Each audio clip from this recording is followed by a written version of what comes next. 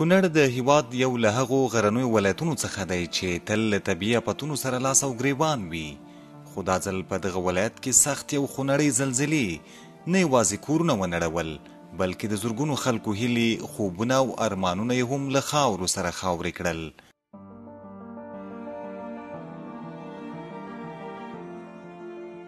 ماشومان بې کوره شول، میندو خپل اولادونه له لاسه ورکړل او دلته یې ګڼ شمېر کورنۍ د غم او ویر په ټغر کېنولې. درنو کتونکو، دا د کونړ ولایت څوکۍ ولسوالۍ د دیوګل درې سیمه ده، د امرویو په نامه یو کلی ده. د دغه کلي تاسو په تصویر کې وینئ ډېری ځوانان مشران راسره ناست دي. دوی دغه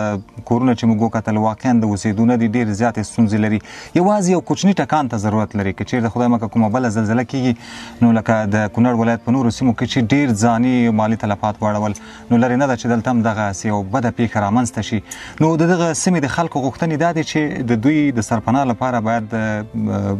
دغه ستونزې حل شي. ترڅنګ کوم کمپونه چې دوی دپاره جوړ شوي دي، لاندې دوی ته خیمې ورکړل شوي دي، په هغې کې کومې ستونزې چې لري د خوراکي توکو یا مثلا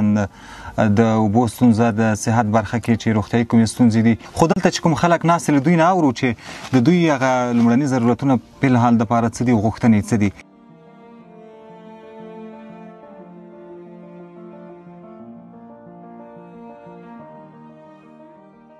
غوښتنه همدا ده چې موږ له حکومت داسې مثلا حکومت یې کار څوک چې موږ له یو سرپناه ځای وګوري چې مطلب موږ لاړ شو هلته پکې هغه خپله دغه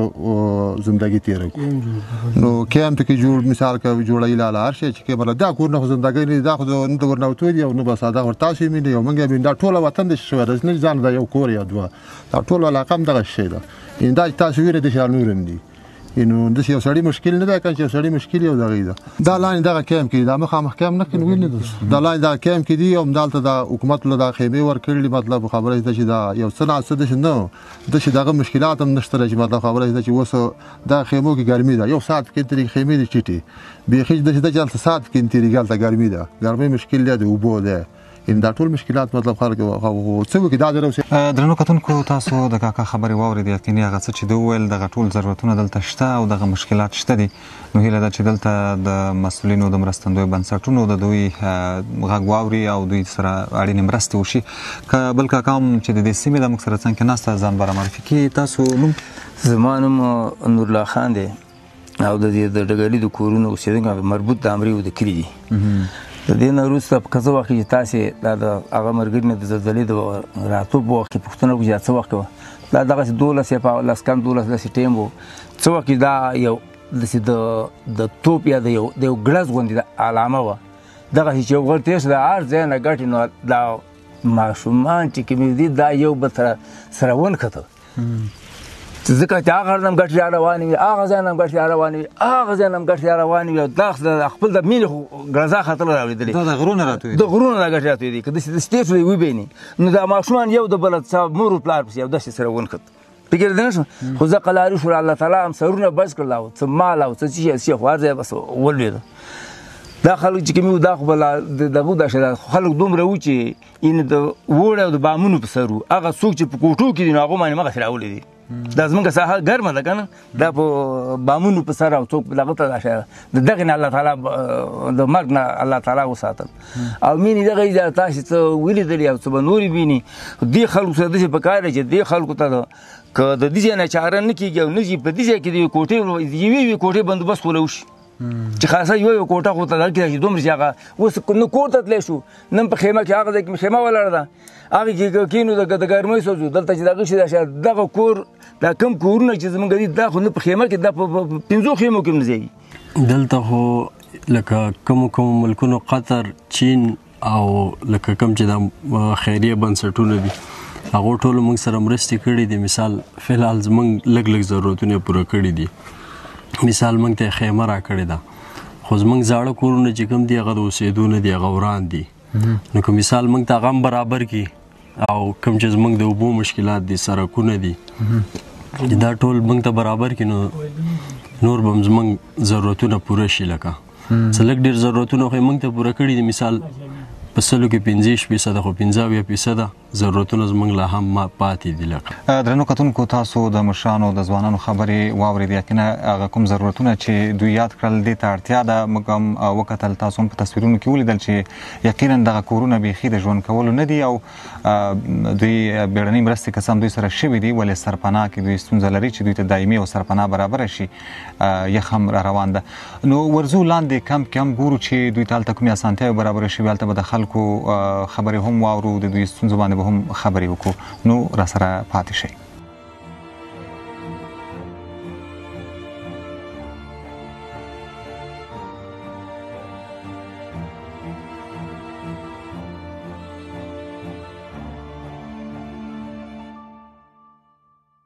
تلفات زموږ په کلي کې خصوصا په غوړو مینه کې ډېر پېښ شوي دي چې د دې غره نه په هغه طرف باندې ده. دا چې دې زما ماماګان دي میرباس په نامه چې هغه زما نیکه دی. دلته د لچک په نامه بله کلی دی د دې زموږ د کلي نه وربر، په هغې کې د دې نه ډېر تلفات دي. د وګل دره کې د غوړو مینې نه اپل او یو بل سوپلی موږ ورته ویو ګربز او تنګی، په هغې کې ډېر تلفات دي چې د یو کور نه 30 کسان دوی په شهادت رسېدلي دي. د دې 7 کسان په شهادت چې 2 د ده بچي وو، یو یې ورور وو او یو یې د دې هلک وراره وو، 2-3 زنانه وې، دا که ماشومانان او 1 زنانه، دا په شهادت رسېدلي. او د اوسه پورې چې کومې مرستې شوي دي په شفافیت سره شوي دي، ځکه چې درغلۍ باندې موږ نه پېښ څوک راغلی دی، دی غوښتی دی د شهید په نامه باندې غوښتی دی، د زخمي په نامې بیل غوښتی دی. عام متضرره چې کوم دي، د چا چې لږ ضرر شوی دی هغه څه به د شهید نه لږه کمه مرسته شوي، خو هغه به هغه صدمه یې لیدلې لکه د سره چې څونه د دې کورونه تباه شوي دي. مینې په دغه طرف باندې چې کومې مینې دي هغه د خاورو سره خاورې شوي دي، د اوسېدو هم نه دي او مالونه هم پکې مړه دي. غوا بزه د دې وطن هم دغه زندګي ده. د سړي د کوره یا وغړي چې د کوره لاړ شي هغه باید څه رقم ژوند وکړي، خو بیا هم پښتنواله خلک دي څوک مو ویل که چې داسې متاثره نه شي چې بیخي هغه عصبي سیستم د لاسه ورنه کړي او خپله ځان تکړه ساته. څوک پلار مې دی که هغې ته زه ډاډګرانه ورنه کړم، هغه خدای دې نه خاصه هغه د لاسه ورنه کړم. مور او پلار مې دی هغه د لاسه ورنه کړم، هغه ما ته وایي چې بچیه ته خو تکړه شه، که موږ باندې عمر موږ زاړه سپین ږیري وم د لاسه ورکړی، ته موږ ته ډاډګرانه کوه. زه هم دغه مور او پلار له ډاډګرانه کوم. زما خپله 2 بچي مې د لاسه ورکړي دي، خو زه پلار او مور چې مې دی هغې وایم مې ورور دی هغه هم شهید شوی دی. مور او پلار چې مې دی هغه ډېر په دې دغه کې خفګان کې دي. ورته وایم مور او پلاره خیر دی، تاسو مه خفه کېږئ، زه ستاسو څنګ تر څنګ ولاړ یم، ما له هم الله پاک الوا درکړه، ما نه هم الله واسه مور او پلاره تاسو نه هم الله، دا د الله یو امتحان و. اوس هم زلزلې قرارین دي، بس همدې زلزلې دي رامن بېګا د شپې نه زلزله وشوه، سهار وختي بیا وشوله او ډېر سخت نقصانونه، مینې ورانې شولې، مالونه پکې دغسې در په در شو، چا مړه شو چا څنګه شو. خو نو تکلیفونه ډېر سخت تکلیفونه موږ ته د دې زلزلې د وجې نه دغه شو ده ورسېدل. زموږ ملک مخکې هم غریب و، دغه نه و، د مالداره نه و، خو خبر ده چې اوس د زلزلې سره موږ ته ډېر سخت تکلیفونه دغه شو ده ورسېدل او ډېر په تکلیف یې ورسره. بس د مرستو دی الله دې بس دې ول اجر وکړي، کور دې آباد وي او مرستې رسېږي، که څوک په غرو کې دي که څوک بل ځای کې دي. په دې سړکونو کې اول نه چې دا کله زلزلې په ورځ په دغه شپه باندې دا د حکومت خلک راورسېدل او انجرې راورسېدلې، ما مزار په تیارې رارسېدلې وې، ډېر سخت تکلیف یې سړی د حکومت والا. موږ ته ډېر خوشحاله او ډېر کومک یې کړی دی او کومې مرستې چې دي دا هم رسېږي نه پورې مرستو کې هېڅ دغه نه راغلی ده او هر چا ته رسېدلي بس. او الله دې ول اجر ورکړي او الله دې بس دی آباد لري، ځکه چې غریب خلکو سره کومک وکړه. په دې سیمه کې ځایي چارواکي وایي هڅه کوي چې د زلزله ځپلو ستونزو ته رسیدګي وکړي. د دوی په خبره لومړنۍ مرستې په شفاف ډول رسېدلې دي. دوی زیاتوي چې اړتیاوې ډېرې دي او د دې خلکو د دایمي سرپناه ستونزه باید ژر تر ژره حل شي.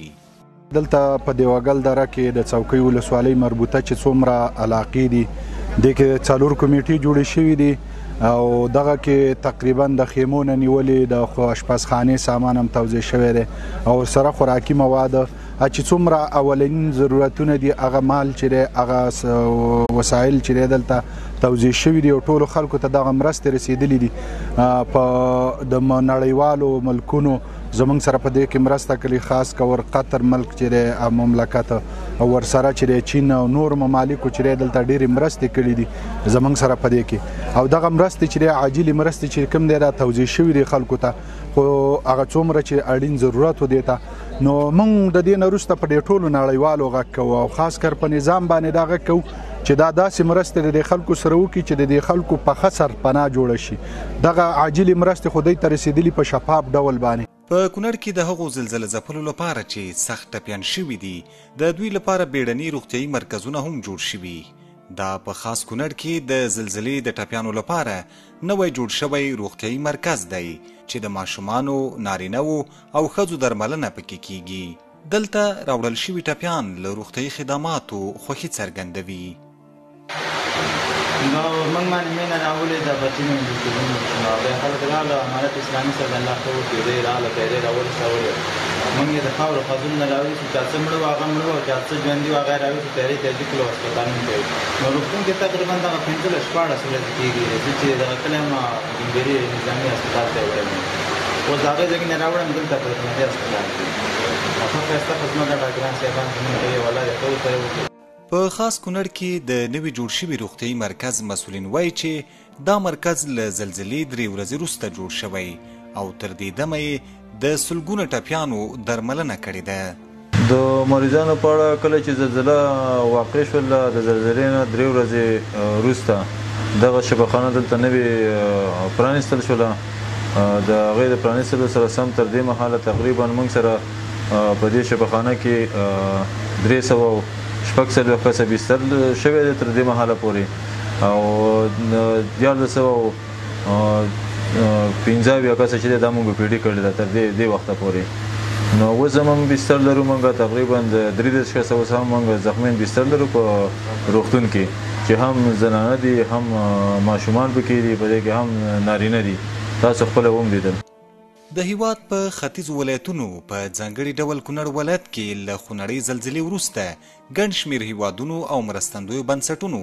د لومړنیو خوراکي توکو ترڅنګ اړین وسایل او نغدي مرستې ترسره کړي دي